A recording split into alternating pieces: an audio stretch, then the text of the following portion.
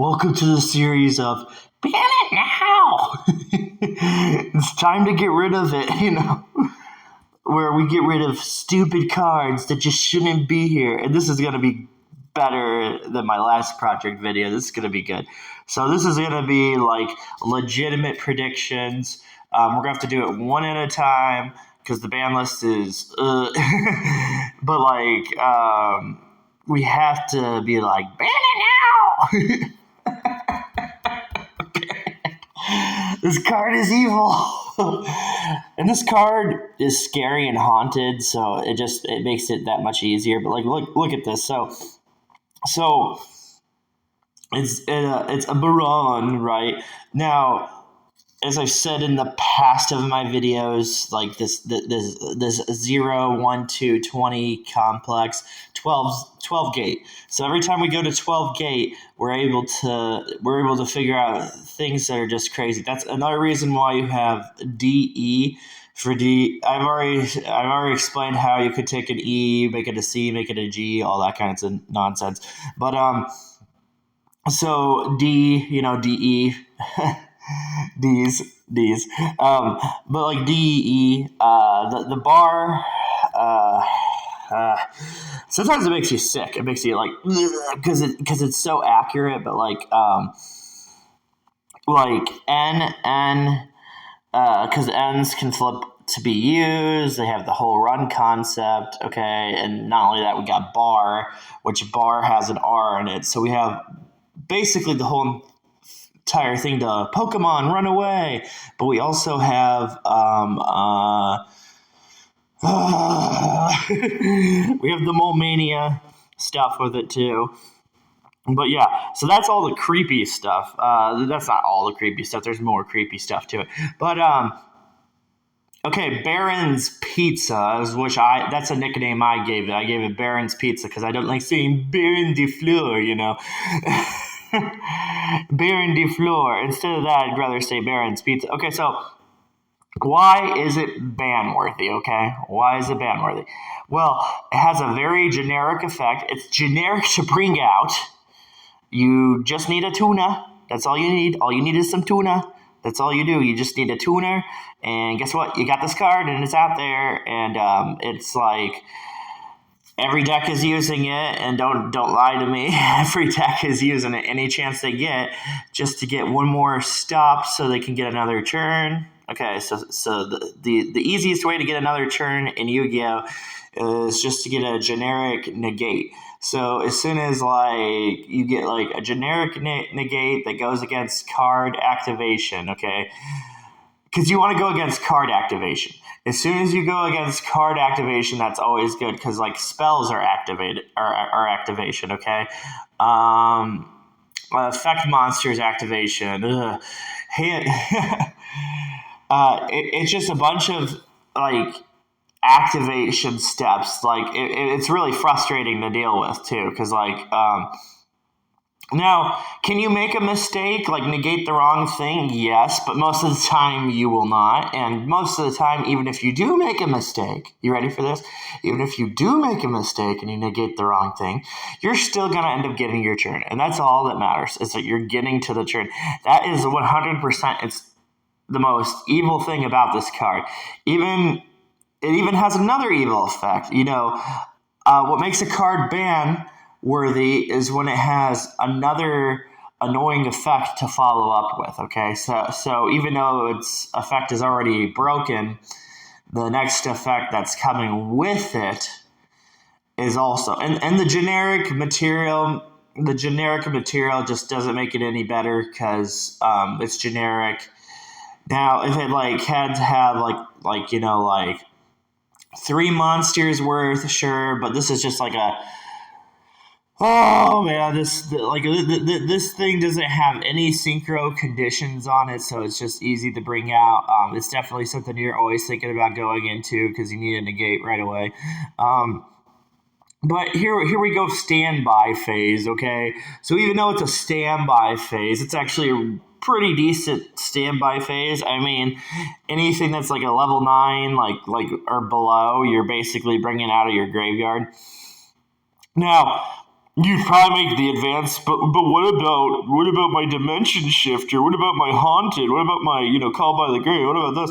But you're still wasting your cards. Okay, you know what I'm saying? You're still wasting your cards to stop anything that they're doing there, which sometimes that's not the best of plays. It's not the best of plays to just be like, oh, I need to hit their graveyard like that, when there's other stuff you could be hitting in their graveyard.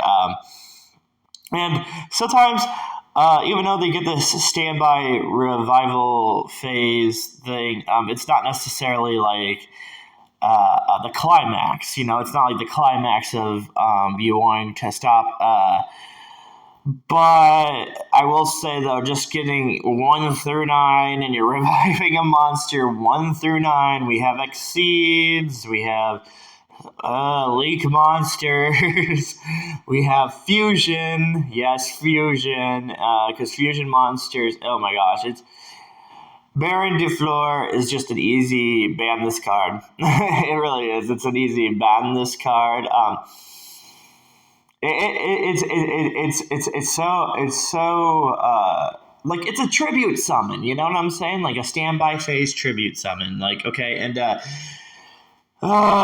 yes, tribute summons. There are some really good tribute summon cards, believe it or not. There are some cards that you can tribute summon, and you can bring up this tribute summon card, and it gains a certain effect through a tribute summon. So yes, we have.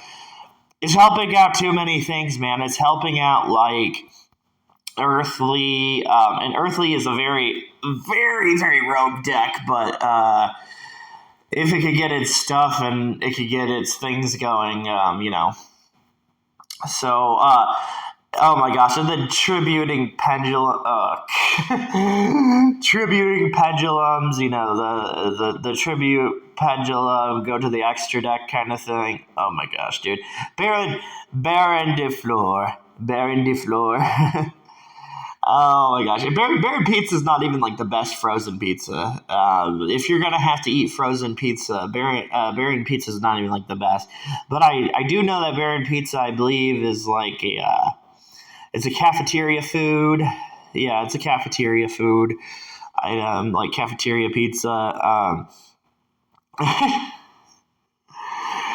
That's how stupid this is. Like a lot of people would be mad at you, mad at me specifically, for saying, "Oh, that's not fair to ban Baron DeFleur. It's not fair. I spent $80 or something. You can spend like 70, 60, 50. I'm pretty sure there's a way to get it at 40. But hey, you read the card. You should already known." You should already known when you read that card. I mean, come on, man. Like, I don't even know. I don't even know what to tell you, dude. There's like way too many synchro cards. There's like, there's just a bunch of stuff, dude.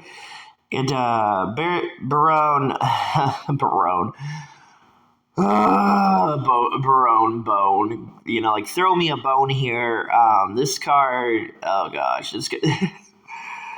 If it didn't have the negate activation, okay, because the negate activation, it's better than a strike, because a strike, as soon as you do a solemn strike, one, you have to set a solemn strike, and, your life points, you're consuming the life points during rounds and strike. But, like, you see, like, that's like a, hi there, clown. Hey, clown, let me, like when you're talking to somebody, hey there, clown, this is strike. Strike is fair. You set it down. It can be countered. And there's times where you're not gonna you're not gonna even activate these solemn cards because you don't want to lose that much life points, and you're all on timed rounds. So that's what the debate is of you setting and waiting to use this trap card. But since Baron Pizza is an extra deck card, and that's just the main key to Yu-Gi-Oh!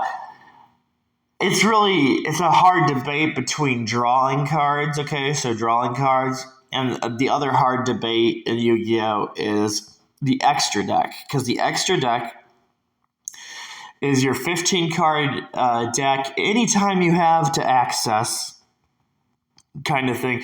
And what was cool originally behind the concept of the extra deck is it was meant to be for strategy, but now this is not even like a brain card. You know what I'm saying?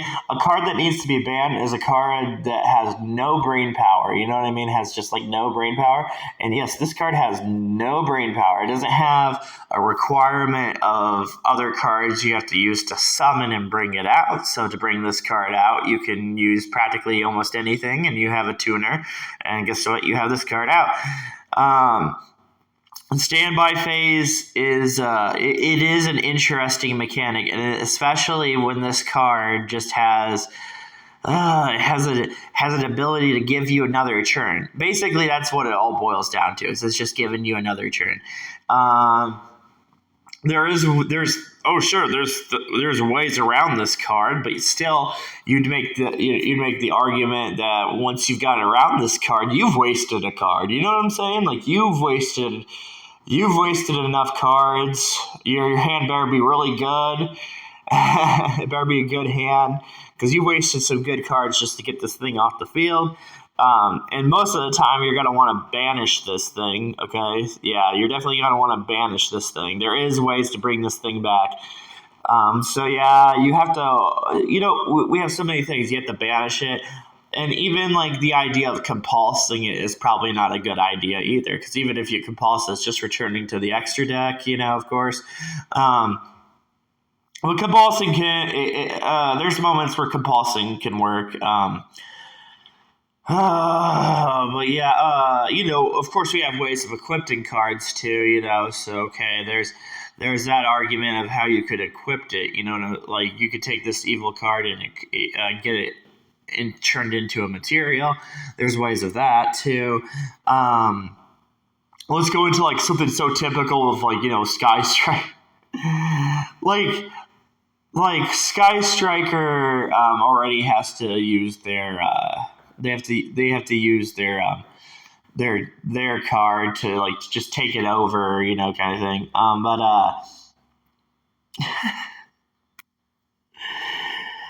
Yeah, a card that's easily banned, okay, like just ban worthy. Normally, it will have a good effect, very good effect, and then it will have another effect. It's like, okay, come on, calm down. It's kind of like a calm down thing, like. Calm down there, buddy. You already did something good. You don't need to do another good thing. And the activation is good. The activation's it's different from like Savage. It's different. Now, if you were like to be like a nerd and be like, oh, what about it only be like a once per turn, and it's just it's the quick effect and being like once per turn. But it's still good, dude. It's good. The reason people get over Savage a lot is because Savage is kind of like a little. It's slower. It's conditional. But Brandon DeFleur says, nope, I just negate activation. Like Brandon DeFleur is like, I come out here and I negate activation. And it's kind of like a no-brainer card.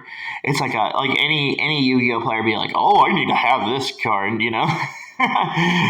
Oh man, yeah, I need this card. Everything you think about in Yu-Gi-Oh, you're always like, man, how can I negate that? That's exactly what Yu-Gi-Oh is. Yu-Gi-Oh is, oh man, how can I negate that? My opponent's got to have something good in their hand. My opponent's got to have something good in their graveyard that they're going to send to their graveyard. My opponent has something amazing in that stupid extra deck. How can I get rid of that? I guess I could just negate, right? Yeah, negate. And but here's the thing, though, like they try to fit in like the whole negate. Yes, we'll talk about the complex negate theory. They're even holding in the I negated this card, but it still sent it to the graveyard. Oh, sure, you could make an argument on that. Sure, go ahead. It negated the card, and it went to by the negate activation, and it went to the graveyard. Whatever, you could argue with that. But that's not a good enough argument because you're still getting the negate. This is an extra deck negate. This is not a trap card. There are specific trap cards, and the reason that these trap cards are slow and take time is because you're negating an effect, and you're doing it in a negate. So, kind of like long time ago. I don't know if the card's called Memory Loss. It's a trap card, but I was using it because it's actually pretty good. Even though and sometimes it's better not to pop a card. I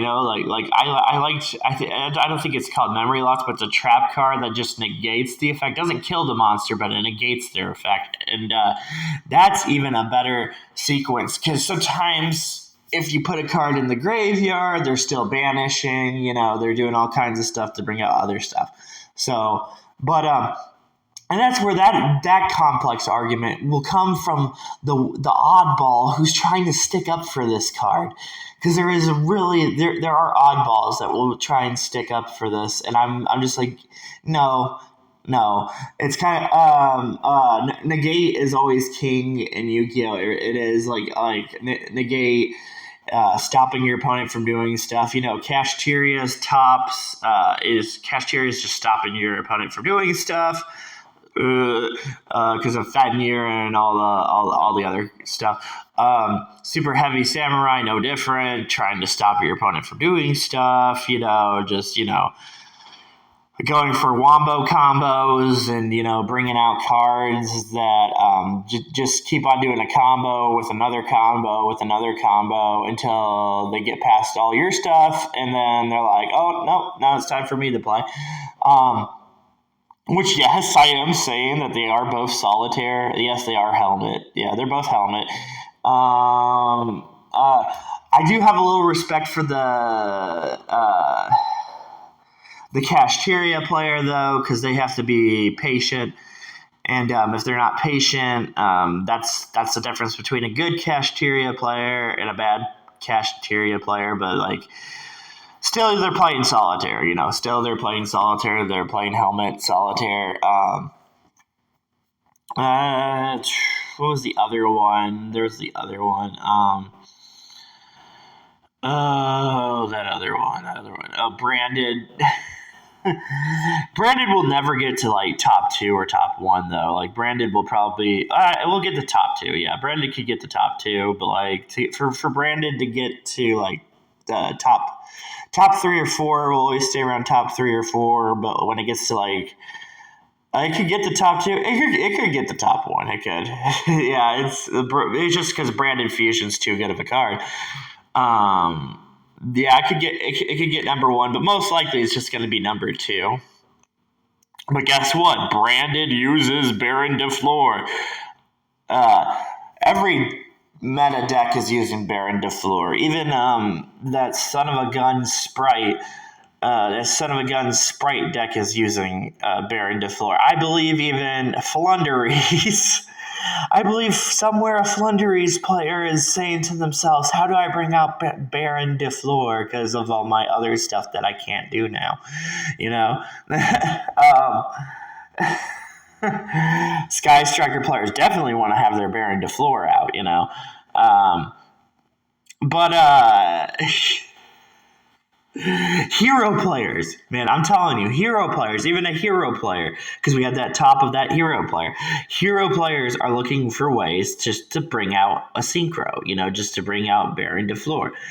And yeah, basically, it's kind of unhealthy for the card game because, it is an expensive card.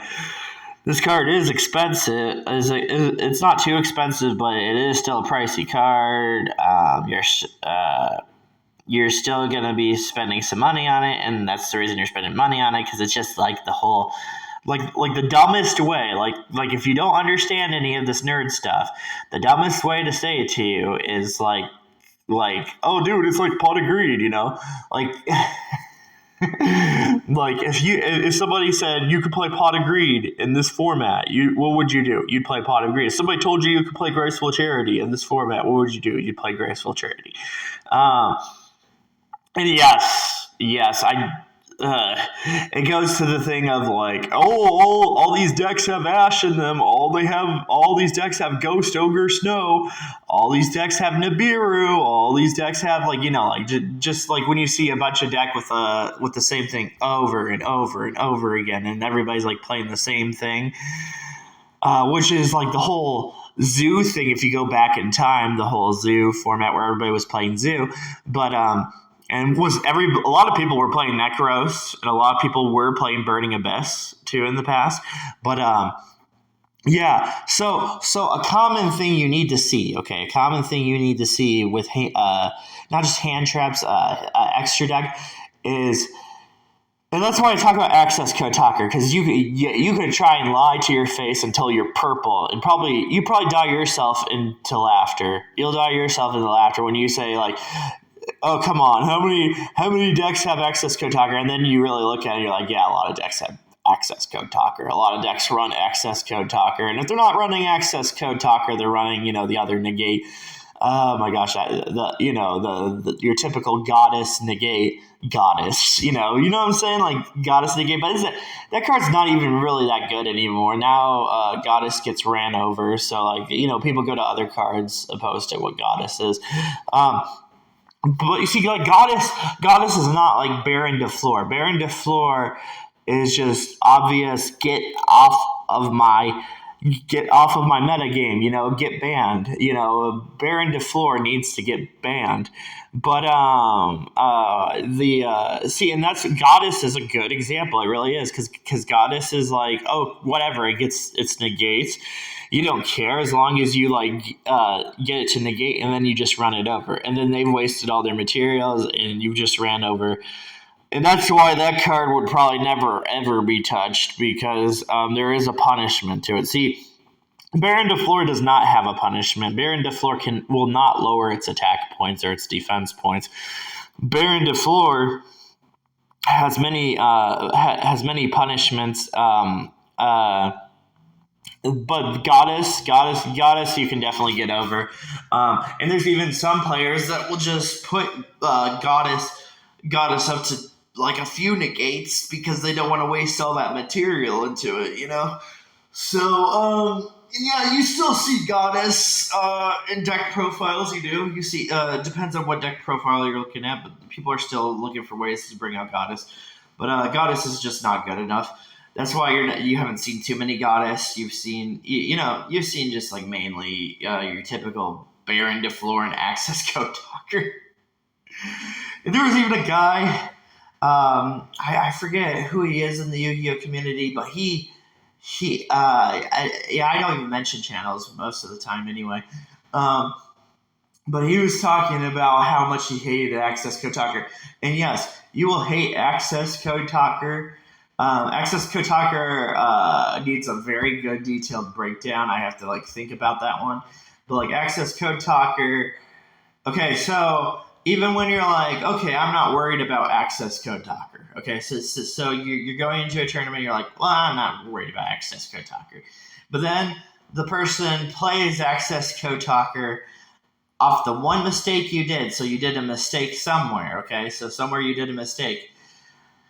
And then it's able to bring out access code talker, and you have nothing to kill access code talker with. And that's access code talker. I'll just say straight off the bat, yeah, access code talker could be in a 75% of ban this card. It could be, but just right off the bat, Baron Pizza, ban it.